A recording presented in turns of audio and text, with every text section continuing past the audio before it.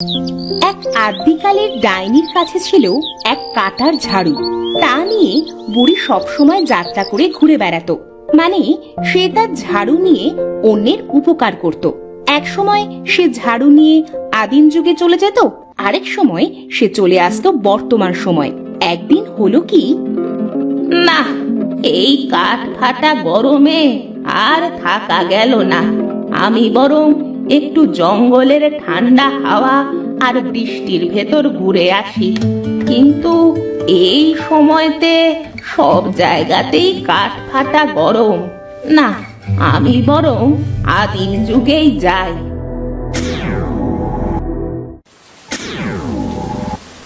এই তো এসে গেছি।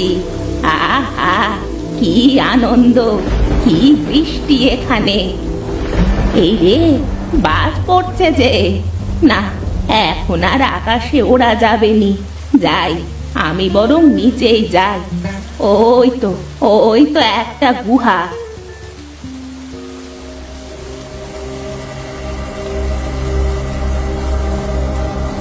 এ কি, এখানে তো দেখছি কতগুলো মানুষ বসে আছে। হ্যাঁ, মনে তো হচ্ছে এটা একটা পরিবার। বাবা, মা আর এক ছেলে, এক মেয়ে। আহারে, বৃষ্টিতে একেবারে কাক ভেজা হয়ে গেছে গো। যাই, ওদের কাছে যাই। বুড়ি গেল সেই আদিম পরিবারের কাছে। ওরা বুড়িকে দেখেই অবাক, কারণ এর আগে ওরা কাউকে কাপড় পরতে দেখেনি।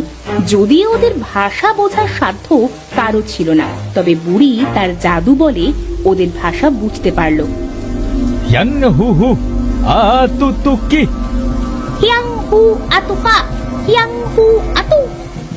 হ্যাঁ, ওরে বাছা, কি বলতেছি দেখো দেখি, কিছুই তো ছাই বুঝতে পারছি নি। এই তোরা কি বলছিস রে?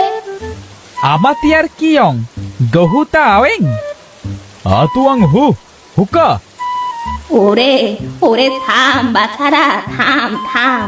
তোদের কথা শুনে তো আমার বুকে ব্যথা করতেছে রে। দাঁড়া, তোদের শান্তির জলটা একটু ছিটিয়ে দি। বুড়ি তখন তার কাঁধে থাকা ঝোলা থেকে একটা পাত্র বের করে কিছুটা শান্তির জল হাতে নিয়ে ওদের উপর ছিটিয়ে দিতেই ওরা একেবারে খাসা বাংলা বলা শুরু করলো, আর বুড়ির ভাষাও বুঝতে পারলো। নে শান্তির জল, নে বাছারা। কে আপনি? কি সেটাচ্ছেন আমাদের উপর? আপনি কি শত্রু রাজ্য থেকে এসেছেন? শত্রু রাজ্য? কি সর্বনাশ! না না বাবারা, আমি তোমাদের শত্রু নই। বাইরে কি জোর বাজ পড়লো, তাই এখানে এসেছি। ও তাই বলুন, তা আপনি এসব কি পরেছেন শরীরে? ওগুলো তো আগে দেখিনি। হলো বাছা, এসব হলো কাপড়। কাপড়? কাপড় কি? এসব নিয়ে আমরা শরীর ঢাকি। দাঁড়া, তোদেরও পরাচ্ছি। বুড়ি তার জাদু দিয়ে ওদের সবাইকে নতুন নতুন জামা বানিয়ে দেবে। সেসব পরে আদিবাসীরা তো বেশ খুশি হলো। বাহ, বেশ ভালো মানিয়েছে তো।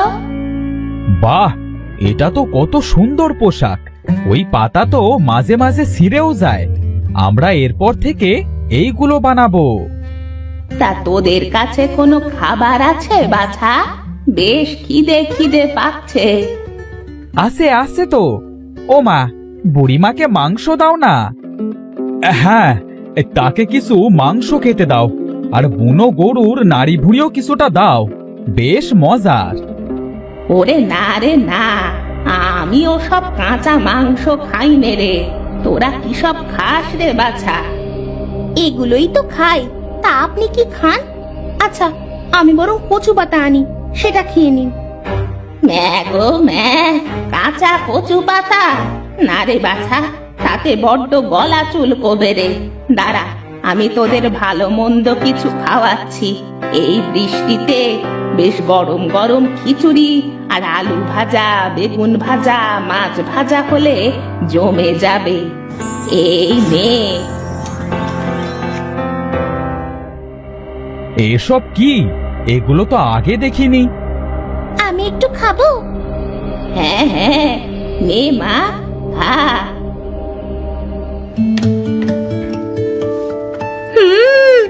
অনেক মজা তো বাবা, তোমরাও খাও। মজা? এই খা খা, তাড়াতাড়ি খা। ওরে, এভাবে খাস না, সবাই এই কচু পাতায় নিয়ে খা। তা তোরা এত জায়গা থাকতে এই ছোট গুহায় থাকছিস কেন রে বাছা? কি আর করব, পাশের জমি হলো শত্রুপক্ষের। ওরা দেখলেই আমাদেরকে মেরে খেয়ে ফেলবে। আমাদের সব সঙ্গীদের নিয়ে গেছে। ওরা আমাদের দলের কাউকে ধরতে পারলেই নিয়ে যায়। কি, খেয়ে ফেলে? হ্যাঁ গো, কদিন পর পর এসেই আমাদের লোক ধরে নিয়ে গিয়ে বলি দিয়ে দেয়। আমরা লুকিয়ে এখানে আছি। দাঁড়া, এবার আসতে দাও, ওদের খাওয়াচ্ছি। এমন শায়েস্তা করব যে বাপ বাপ বলে পালাবে। আরে না না, আপনি বৃদ্ধ মানুষ, আপনি এসব পারবেন না। আমরা অনেক লড়াই করেছি। দেখোই না বাছা, আমার এই জাদুর ঝাড়ু করবে সব। বুড়ি সেই আদিবাসী পরিবারের সাথে সেই দিন কাটিয়ে দেয় খুব আনন্দে।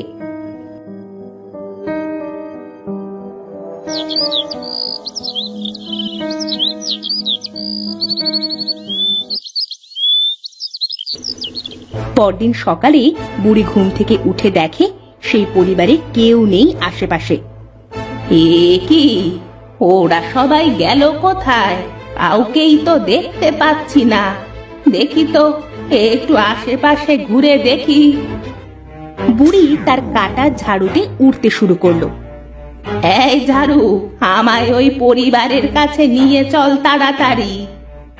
এটা বলার সাথে সাথে ঝাড়ু উঠতে শুরু করলো।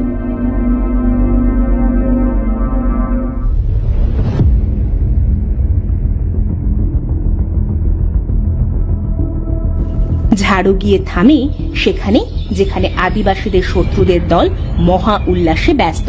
সেই আদিবাসী পরিবারকে একটা বড় অগ্নিকুণ্ডের সামনে দড়ি দিয়ে বেঁধে রাখা হয়েছে। ওরে শয়তানের দল, যেই আমি একটু ঘুমিয়েছি আর ওদের ধরে নিয়ে এসেছে। আহারে, বাচ্চা দুটোকেও ছাড়েনি হতচ্ছাড়াগুলো। সবাইকে আগুনের সামনে বেঁধে রেখেছে।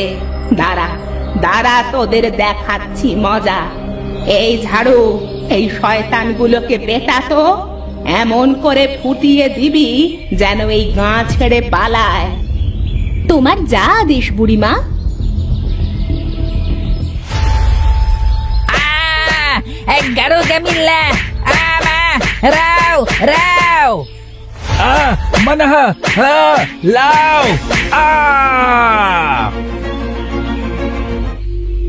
Menau kia, nonga pila.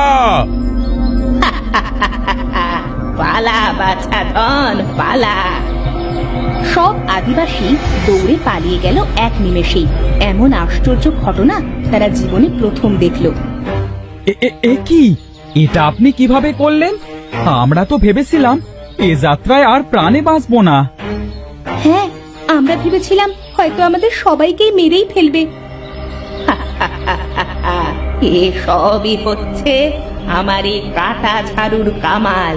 বহু কষ্ট করে, তপস্যা করে এ ঝাড়ু আমি অর্জন করেছি আমার বাবার কাছ থেকে। আমাদের এখনই এখান থেকে যাওয়া উচিত। তোমরা যাও, আমি ওদের উচিত শিক্ষা দিয়ে আসছি। এতদিন এত মানুষের প্রাণ নেয়ার শাস্তি ওদের পাওয়া উচিত। বুড়ি গেল সেই সব শত্রু দলেদের কাছে এবং গিয়েই সবার আগে তাদের শরীরে শান্তির জল ছিটিয়ে দিল। কে তুই বুড়ি? আমাদের সাথে শত্রুতা লড়ছিস কেন? তবে রে হতচ্ছাড়া, আমায় আবার বুড়ি বলছিস রেগে গিয়ে? আজ তোদের একদিন কি আমাদের একদিন। মানুষের মাংস খাওয়ার খুব শখ না তোদের? তোদের শখ আমি মেটাচ্ছি, দাঁড়া।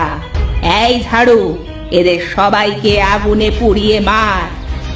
তুমি যা আদেশ করো বুড়িমা, আমি তাই করব। এই না না, আমাদের ছেড়ে দে রে।